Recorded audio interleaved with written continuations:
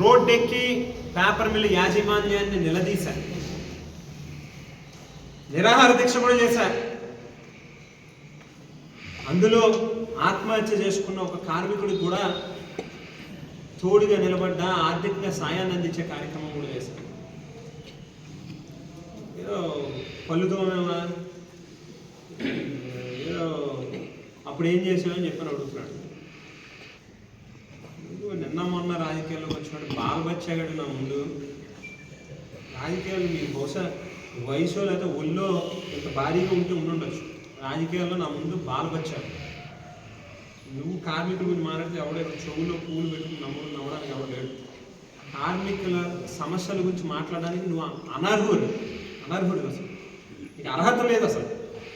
నీ మీద లేబర్ కోర్టులో ఉన్న కేసులు చూపిస్తే చెయ్యొచ్చు అని ముఖం మీద ఉమ్మేస్తారు కార్మికులు. నీలాంటి కూడా మాట్లాడేది కానీ ఫైనల్గా నీకు ఒకటే చెప్తాం, నీలాంటి థర్డ్ గ్రేడ్ ఫెలోకి నువ్వు మాట్లాడేదానికి సమాధానం చెప్పాల్సిన పని నాకు లేదు. ప్రజల కోసం ఈసారి మాత్రమే సమాధానం చెప్తా ఉన్నా. నేను మళ్ళీ సమాధానం చెప్పాల్సిన పని లేదు. నువ్వు ఏవైతే ఎన్నికలకు ముందు లేకపోతే ఈవేళ ఆరోపణలు చేస్తూ ఉన్నావో, నీకే కనుక దమ్ముంటే, నువ్వు అంత సమర్థుడివి అయితే ఎంక్వైరీ లేపించి నిరూపించి నువ్వేం చేస్తావు అప్పుడు చెయ్యి. అంతే తప్పితే బోగస్ మాటలో ఎందుకు వచ్చింది స్వామి? ఇవాళ నీకు ఒకటే చెప్తా ఉన్నా ఫైనల్గా, నేను మంచోడు కాదు, నాతో పెట్టుకోవద్దు, నీ పదవోడు కొట్టా, నువ్వు మంచోడు కాదని తెలిసే స్వామి అందరికీ. పాపం ప్రజలు తెలియక ఓట్లు వేసేది, కంగారు పడతాను, తొందరలోనే ఉంది. నా పదం ఓడగొట్టడం కాదు, నీ బట్టలు ఓడగొట్టే రోజులు దగ్గరలో ఉన్నాయి స్వామి, దగ్గరలోనే ఉన్నాయి, కంగారు పడ. నీకేదైనా నువ్వు చాలా గొప్పవాడివి, నా అంత బలమైన వాడు లేడు, నేను చాలా పెద్ద నాయకుడు అనే ఫీలింగ్ ఉంటే ఇప్పుడైనా మళ్ళీ చెప్తా ఉన్నా నీకు, నీ ఎమ్మెల్యేకి అవసరం లేదు ఆయన. మీ ఆవిడ మా పార్టీ మీద గెలిచింది కదా ఎంపీటీసీకి, దయచేసి దానికి రిజిగ్నేషన్ చేయించి పోటీకి మళ్ళీ మీ ఆవిడనే పెట్టు. మళ్ళీ మా పార్టీలో ఏదో చిన్నోడు తీసుకొచ్చి నీ మీద పెడతాను, ఏమవుతుంది చూపుగా. నీకు నిజంగా నీలో నేను చాలా గొప్పవాడిని అనే ఫీలింగ్ ఉంటే, నీ ఎలక్షన్లో మీరు గవర్నమెంట్లోనే ఉన్నారు కదా, స్టేట్ ఎలక్షన్ కమిషనే పెడుతుంది నాయన ఎలక్షన్లో. హైకోర్టులో నువ్వు తెచ్చుకున్న స్టే ఎత్తిచ్చేసుకుని నీ కేసు వెనక్కి తీసేసుకుని మా వైసీపీ పార్టీ మీద గెలిచిన ఎంపీటీసీకి రిజిగ్నేషన్ చేసి మళ్ళీ ఒక్కసారి జనసేన పార్టీ మీద నీ ఆమెను పెట్టి పోటీ చేయను. నేను ఏదో చిన్నోడిని పెడతాను నీ మీద, ఏమవుతుందో చూద్దు. కానీ ఏదో గెలిచేస్తే ఓసారి ఏదో పెద్ద పోటీగాడు అని కాదు, నిన్ను చూసేం కాదు, గాలిలో వచ్చినోడు, గాలిలోనే పోతాం. నేను మంచివాడు కాదు, నేనేదో పెద్ద నా బొచ్చుగా బేకాలను, నా బొచ్చు బేకాలను,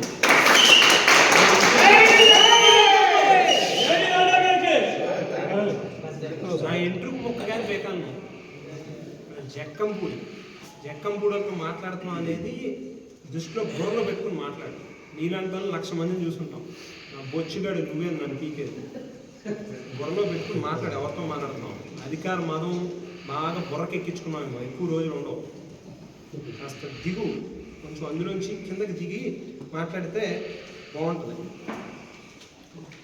నేను అప్పుడు బాగా బిజీగా ఉండి తెల్లారి లేస్తే రోజు ప్రజలు అని చెప్పి తిరిగి నీ మీద నా ధ్యాస పెట్టలే. బాగా ఇప్పుడు నాకు టైం దొరికింది, ఖాళీగా ఉన్నాను. నేను బుర్ర పెట్టాను అనుకో, నీ చెన్నై యాశాలు, నీ బ్రాహ్మణ హాస్టల్ ఎక్కడి నుంచి లాక్కొచ్చావు, ఇవన్నీ నేను బుర్ర పెడితే మొత్తం శాంతం నీ పని అయిపోతుంది.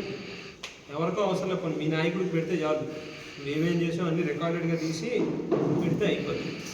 ఏదైనా రెడీగా ఉండు నాయన. నేనేదో కాస్త బ్రీతింగ్ పీరియడ్ ఇవ్వాలి నీకు. మా నాయకులు కూడా అందరూ అలసిపోయి ఉన్నారు, ఎంతకాలం సేవ చేసి మేము కూడా కాస్త ఏదో కొంతకాలం రెస్ట్ తీసుకున్నామని ఆగాము. కొద్ది కాలం వెయిట్ చేయి, ఇంకొక 6 నెలలు సంవత్సరం నీకు టైం ఇస్తున్నాను. 1 year అని చెప్పి ఎలక్షన్ అవ్వగానే 8 నెలలు గడిచింది, ఇంకో 4-5 నెలలు టైం ఇస్తున్నాను. చక్కగా హాయిగా పడుకో, రెస్ట్ తీసుకో. 4-5 నెలలు దాటిన తర్వాత స్టార్ట్ అవుద్ది నీకు క్లాప్ సినిమా. నువ్వు నిద్ర ఉండదు నీకు. స్లీపింగ్ పిల్స్ రెడీగా పెట్టుకో. నువ్వు నా ఆరోగ్యం గురించి నువ్వేం చెప్పవసరంలే, చక్కగా బ్రహ్మాండంగా ఉన్నా, నాకేం ఇబ్బంది లేదు.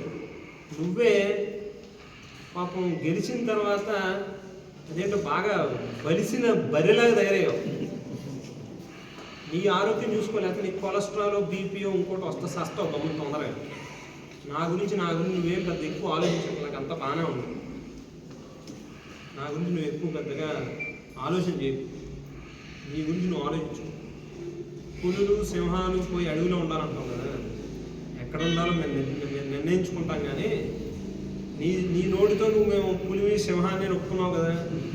సింహం ఎప్పుడైనా, రాజు రాజే, గెలిచినా ఓడినా జక్కంపొడి ఇక్కడ. కాదు, కాస్త బుర్ర పెట్టుకుని మాట్లాడు, నోరు అదుపులో పెట్టుకుని మాట్లాడు. ఖచ్చితంగా నీకు ఎలాగో ఇంకో 4-5 నెలలు పోయిన తర్వాత నీకు బ్యాండ్ బాగా స్టార్ట్ అవుద్ది. నీకు నువ్వు ఒక్క రాత్రి కూడా నేను పడుకొని చూస్తూ ఉండు, అది ఎక్కువ అవసరం లే. ఒక 4-5 నెలలు నువ్వు చక్కగా రెస్ట్ తీసుకో. ఒక 4-5 నెలలు పోయిన తర్వాత ఒక సింగిల్ నైట్ కూడా నీకు నిద్ర ఉండకుండా చేస్తాను. ఏంటి గోల్ ఏంటి, గొడవ ఏంటి, నేను చేసే దోపిడీని అవినీతి ఈ స్థాయిలో చూపిస్తున్నాను ప్రజలకి అని చెప్పి లబోదికం నీకు నువ్వు 4 గోళ్ల మధ్యలో ఏడ్చే రోజులు వస్తాయి. నిద్ర ఉండదు. ఎందుకు రాజకీయాల్లోకి వచ్చాను రా స్వామి, అనవసరంగా ఎక్కడ పెట్టుకున్నాను రా బాబు అని చెప్పి దండం పెడతాం. తొందరలోనే ఉన్నాయి, ఎక్కువ రోజులు లేవు, రెడీగా ఉండు దానికి.